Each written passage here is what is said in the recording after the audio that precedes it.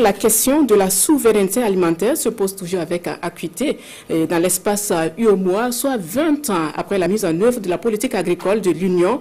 Un colloque a posé le débat à Ouagadougou et après une large analyse de la situation, les propositions convergent vers une relecture de cette politique agricole en tenant compte évidemment des défis et enjeux actuels. Précision avec Césaire Carrefour et Estelle Judith Assoba.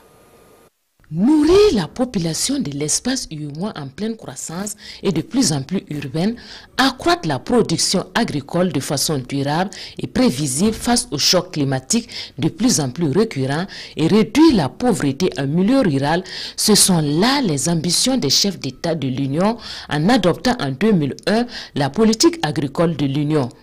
2 décennies après sa mise en œuvre, les lignes n'ont considérablement pas bougé selon ces acteurs. Et l'urgence s'impose pour ces 8 pays de l'espace de l'UEMOA de passer à la loupe cette politique 20 ans après, tout en prenant en compte les nouvelles donnes. Nous voulons aller vers la souveraineté agricole et alimentaire.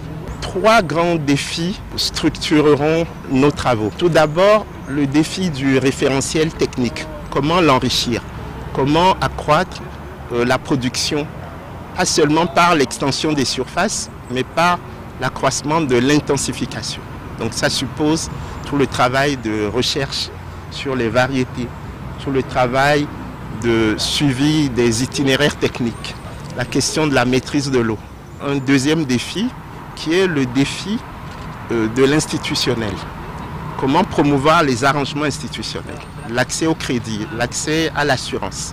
En amont de ce grand rendez-vous, des concertations nationales et régionales ont eu lieu et ont permis aux différents États membres de faire un diagnostic-évaluation de la politique.